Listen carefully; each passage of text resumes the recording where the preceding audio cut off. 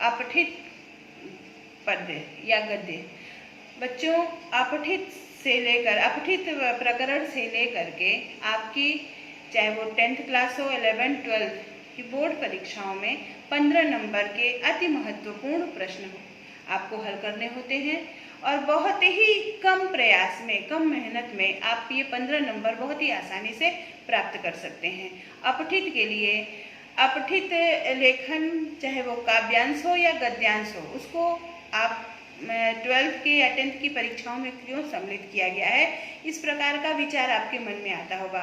आगे चल करके बच्चों, आप अगर पत्रकारिता के क्षेत्र में जाते हैं या विभिन्न सेवाओं में जो ट्रांसलेटर या अनुवादक की नौकरियां होती हैं या बहुत सारे कॉम्पिटिशन्स में इन जो प्रवेश परीक्षा होती है, उन सब परीक्षाओं में अपठित हल करने के लिए अनसीन पैसेज के 10-10, 15-15 नंबर के बहुत ही महत्वपूर्ण एक्सरसाइज आपको करने के लिए दी जाती है। तो इसलिए अगर क्लास 10th में या 12th में ही अगर आपका ये अपठित बोध क्लियर हो जाता है तो आगे चल करके आप अपने कई प्रतियोगी परीक्षाओं में भी इससे आप लाभ उठा सकते हैं।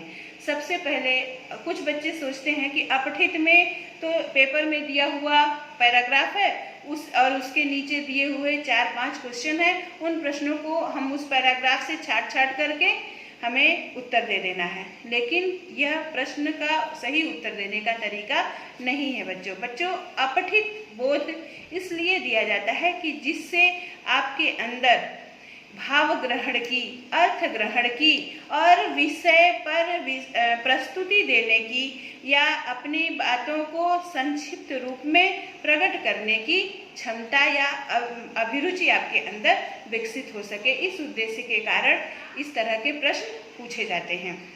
आइए सबसे पहले हम देखते हैं कि अपठित को जब भी आप प्रश्न पत्र में पहला या दूसरा क्वेश्चन ही अपठित होता है। जब भी आपको प्रश्न पत्र मिले, पहली सबसे महत्वपूर्ण चीज होती है एकाग्रता। एकाग्रता का तात्पर्य है बच्चों कंसंट्रेट होकर के सबसे पहले हम अपना ध्यान एकाग्र करके संपूर्ण पैराग्राफ को सिलसिलेवार एकाग्रचित करके उसको पढ़ते हैं।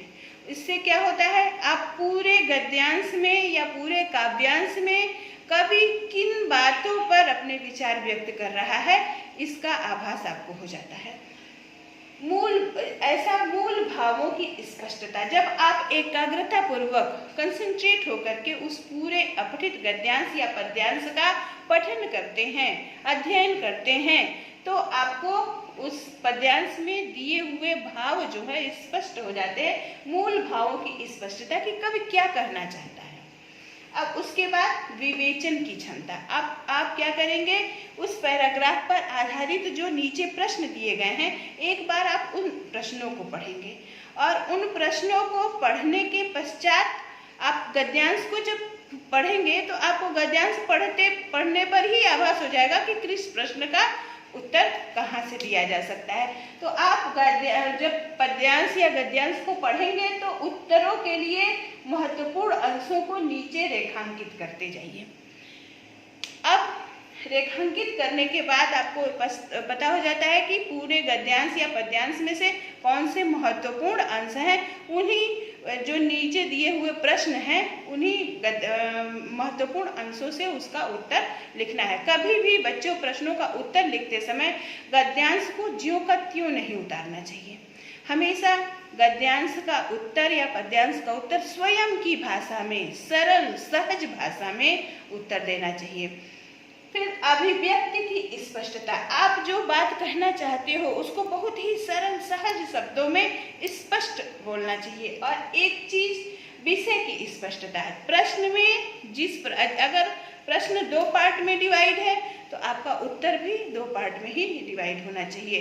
अलग अलग जितना पूछा जाए बस उतना ही लिखना है, अनावश्यक का विस्तार नहीं देना है। इसीलिए बच्चों कहा जाता है कि अपठित हल करने के लिए जो शब्द सीमा होती है, अगर किसी प्रश्न का उत्तर उस संपूर्ण मुख्य गद्यांश में 3 पंक्तियों में है तो आप उसको सार रूप में एक पंक्ति में अपना उत्तर लिखेंगे, अर्थात 1/3 शब्दों में आपको अपना उत्तर देना चाहिए।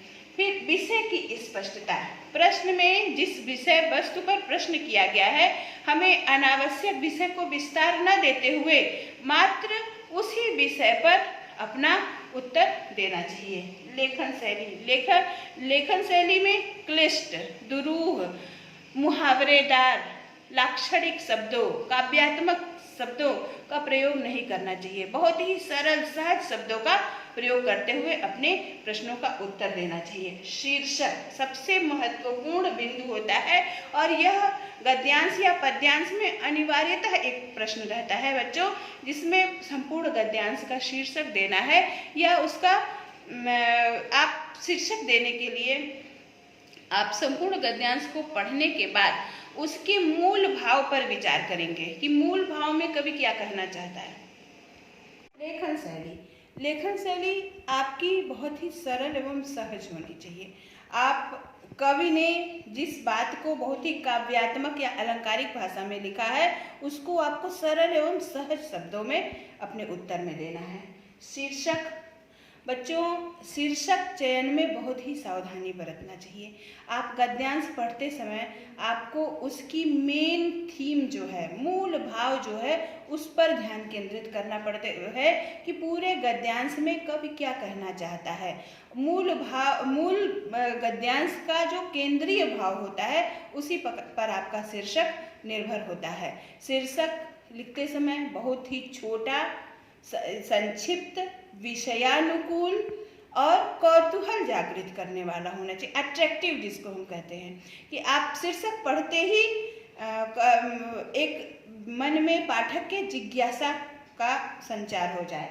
तो इस प्रकार शीर्षक का चयन बहुत ही सावधानी पूर्वक करना चाहिए। शीर्षक संक्षिप्त, रुचि जागृत करने वाला और संपूर्ण विषय वस्तु को अपने अंदर उसके अर्थ को समेटने वाला होना चाहिए। अब व्याकरण। बच्चों, काव्य या गद्य के अपठित को हल करते समय व्याकरण से संबंधित प्रश्न भी पूछे जाते हैं।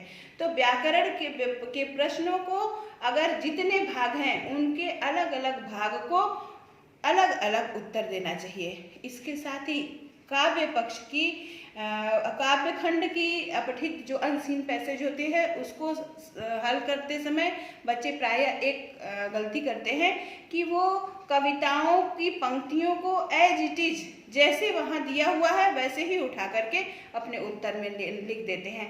बच्चों, इस प्रकार की गलती से आपको बचना चाहिए। कवि जो कहना चाहता है, कवि की पंक्तियों को, मूल भाव को समझ करके उसे अपने शब्दों में देना चाहिए। इस प्रकार अपठित गद्य और पद्य अगर थोड़ी सी सावधानी और एकाग्रता से अगर आप अपठित गद्य और पद्य के प्रश्नोत्तर को हल करते हैं तो आपको आपकी परीक्षा में बहुत ही अच्छे अंक प्राप्त होते हैं। 15 नंबर में से 14-15 आप आसानी से कम मेहनत में अधिक फल आप प्राप्त कर सकते हैं। इसलिए बच्चों, अपठित लेखन के समय आपको थोड़ी सावधानी और एकाग्रता बरतनी चाहिए।